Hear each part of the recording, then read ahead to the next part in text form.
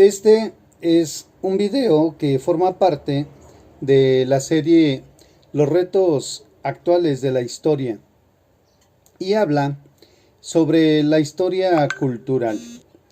En sí el texto se llama La historia social y cultural de la casa, de Peter Burke. Peter Burke, o Peter Burke, es un profesor emérito de la Universidad de Cambridge en Reino Unido. Él estudió historia en Oxford y fue profesor de la Universidad de Sussex del 62 al 78, antes de trasladarse a Cambridge, donde se desempeñó como profesor de historia cultural hasta su jubilación. El contenido de este ensayo surgió de una conferencia que dictó el profesor Peter Burke en la Universidad de Barcelona, España, en 2006, originalmente en inglés. La traducción al español fue realizada por Camilo Quintero, y con base en ese discurso y en este ensayo fue que elaboré este video en el que vamos a hablar a continuación de la historia social y cultural de la casa. ¿Cuándo historia social y cuándo historia cultural?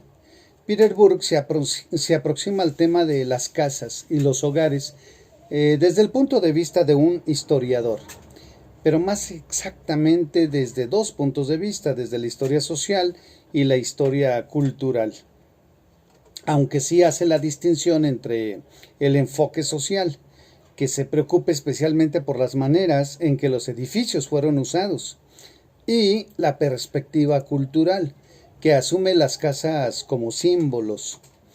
En las culturas de la casa, Peter Burke se enfoca en el tema de las casas grandes, en la historia del imaginario colectivo. Recurre a la evidencia de la ficción, especialmente de las novelas y del cine.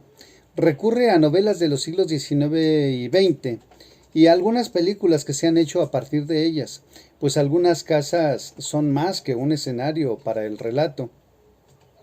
En una novela del escritor portugués José María Eca de Queiroz, la casa es en realidad el personaje principal del libro. En la novela italiana del príncipe de Lampedusa, Il Gattopardo, que cautivó a Italia al final de la década de 1950, la casa, o más exactamente dos casas, el palacio en Palermo y la villa en Donafugata, juegan un papel importantísimo. En Suecia, el interior y el mobiliario del palacio de un obispo se muestran vívidamente en la pantalla en la película Fanny and Alexander de 1982, escrita y dirigida por Ingmar Bergman. En Norteamérica las casas son importantes en dos de las novelas de Edith Wharton, situadas en el mundo de la sociedad de clase alta de Nueva York, The Age of Innocence, o La Edad de la Inocencia, de 1920. En Chile, por ejemplo, en 1909 está la Casa Grande de Luis Orrego Luco. Y bueno, pero ¿por qué las casas grandes? Porque rondan en los imaginarios nacionales o regionales. Son particularmente poderosas estas ideas o estos imaginarios o estos símbolos en tres lugares: en el sur de Estados Unidos, en el noreste de Brasil y las Islas Británicas. En estos tres lugares, el término casa grande o big house tiene o ha tenido mucha o gran resonancia. Decía que Peter Burke se acerca desde las dos perspectivas, desde la historia social y desde la historia cultural, a las casas, aunque predomina siempre la historia cultural. Pero habría que identificar que cuando se acerca desde la perspectiva de la historia social, hace énfasis en la interacción entre la gente y los edificios, en la relación de doble dirección entre la cultura material de una parte y las prácticas sociales de la otra. Trata de evitar las opciones opuestas entre el determinismo de las estructuras y el voluntarismo de las personas. Es decir, por un lado los individuos y los grupos pueden decidir cómo usar los espacios y los objetos para sus propios propósitos, aunque estos propósitos pueden ser moldeados por formas heredadas, culturales. El plano de un edificio moldea la sociabilidad de la gente que lo usa. Este punto lo ilustra tomando como referencia los colegios de Oxford y de Cambridge, en donde la vida cotidiana se vive aún en torno a patios, vestíbulos y escaleras que tienen varios siglos. Los edificios no nos obligan a actuar de determinada manera, sino que, tomando una metáfora del teatro, Burke dice que se podría sugerir que los edificios dan indicaciones a la gente que vive en ellos, fomentando cierto tipo de comportamiento. Y agrega que estas indicaciones son aún más efectivas porque por lo general trabajan de manera inconsciente. El enfoque cultural de la historia asume las casas y las cosas como símbolos. Esa es su característica. La casa a menudo ha sido vista como un símbolo de la sociedad que la rodea o incluso como un símbolo del cosmos. Un ejemplo brillante de este tipo de análisis es un ensayo de Pierre Bourdieu o Pierre Bourdieu en su fase Levi-Straussiana sobre la casa Cabil en Argelia. El ensayo está organizado alrededor del contraste dramático entre dos partes de la casa. La parte baja asociada con la naturaleza, la oscuridad, las mujeres, el sexo y la humedad. Y la parte alta de la casa asociada con la cultura, la luz, los hombres, el tejido y los invitados. No es de extrañarse entonces que otro antropólogo, Charles Sofrake, escribiera un artículo en 1980 sobre el acto de entrar a una casa como una forma de entrar a toda una cultura. How to Enter a Jacan House. En Europa podemos considerar la gran casa como un símbolo del ser, especialmente del ser colectivo, de la familia. Construir una casa fue una forma de autopresentación, y una gran casa podría llevar el nombre del dueño en la fachada o sus iniciales en las almenas, como el ES de Elizabeth, condesa de Shrewsbury, en las almenas del Hardwick Hall, construidas a finales del siglo XVI. Como un símbolo del ser en una cultura agonística, la casa como su dueño era vulnerable al insulto, aquello que los italianos llamaron cartelli infamanti y los españoles llamaban pasquines. Eran sujetados con alfileres o pegados a la parte delantera. Se colocaban allí cuernos de animales, o el umbral era profanado simbólicamente con suciedades. En Inglaterra, por contraste, se hacía menos énfasis en el honor y más énfasis en la privacidad. Existía y todavía existe un culto por la casa en Inglaterra, como lo demuestran las frases hogar, dulce hogar o home sweet home, y el hogar del inglés es su castillo.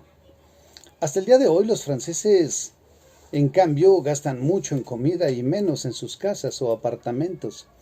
En contraposición, los ingleses gastan menos en comida y más en sus casas. Y prefieren vivir en casas independientes o semi-independientes, en lugar de apartamentos. El Big House en el sur estadounidense fue un intento de recrear la casa de campo inglesa en un entorno foráneo, no en una granja, sino en una plantación cultivando azúcar, algodón o tabaco. La gran novela Absalom de 1936 de William Faulkner, titulada originalmente La Casa Negra, o en otras palabras, La Mansión, de los comienzos del siglo XIX de la familia Sutpen, diseñada por un arquitecto francés y construida por una cuadrilla de esclavos. con sus jardines y paseos ceremoniosos, sus alojamientos para esclavos, establos y ahumaderos. En ese mismo año que la novela de Faulkner se publicó, también se publicó una novela más popular, Lo que el viento se llevó. En 1936 la novela y la película en 1939 de Margaret Mitchell, situada en la parte de dos Big Houses en Georgia durante la Guerra Civil Norteamericana. En Suramérica, en el caso de Suramérica, uno piensa casi inmediatamente en Isabel Allende y La Casa de los Espíritus de 1982. En el imaginario brasilero, la Casa Grande fue descrita por Gilberto Freire, quien analiza los edificios en dos niveles, el utilitario y el simbólico, por el escritor José Lins Dorrego, y también fue representada por pintores como Cícero Díaz. La Casa Grande fue una adaptación al entorno local, pero también una representación del sistema patriarcal del noreste brasilero. Uno de los ejemplos más detallados de este mundo patriarcal en el libro viene de la descripción que la autora hace sobre la disposición de los dormitorios. La mesa patriarcal para 20 personas fue otro símbolo del sistema social. Los niños numerosos, la hospitalidad, etc. Esta casa grande se llama en Brasil mansión o sobrado. En Italia o en el Mediterráneo es el palazzo, o la casa de campo en las Islas Británicas, tanto en Irlanda como en Inglaterra. De hecho, Gran Bretaña es el lugar por excelencia de las visitas de casa de campo, lo cual se ha convertido en una importante actividad recreativa para todas las edades y para todas las clases sociales. Una característica de la narrativa de las casas grandes es el interés por la cultura material y la cultura doméstica. Aunque no es exclusiva de interés femenino, pero demuestra que sigue siendo especialidad de las mujeres. Otra característica es en cuanto a la geografía de las novelas, porque fueron escritas en lugares con tradiciones regionales y culturales fuertes, con tradiciones de regionalismo.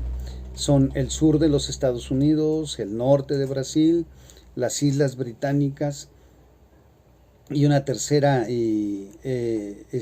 característica y también muy importante es que estas novelas fueron escritas en épocas de declive. En el sur de Estados Unidos, después de su derrota en la Guerra Civil. En Brasil, cuando las plantaciones de café tomaron el lugar del noreste y su azúcar. En Irlanda, en una época donde el dominio de la clase terrateniente fue amenazada por el surgimiento de un movimiento por la independencia y la república. Las descripciones de las big houses generalmente expresaban nostalgia por el pasado. La nostalgia expresada frecuentemente en las novelas y poemas está conectada a memorias de destrucción reciente. The Last September de Bowen termina con la quema de 3 casas.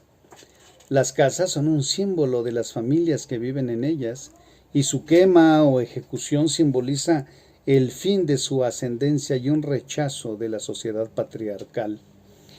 En el caso del príncipe de Lampedusa, la pérdida de su palacio familiar en Palermo, bombardeada en 1943, fue uno de los motivos para escribir Il Gattopardo. La destrucción ha sido a menudo inspiración de los historiadores para reconstruir en la imaginación el llamado mundo que hemos perdido. Y bueno, así es como Peter Burke hizo este ensayo, este acercamiento a la historia de la casa desde una perspectiva más cultural que social. Espero estos elementos sirvan para identificar las diferencias entre el enfoque social y el enfoque cultural de la historia.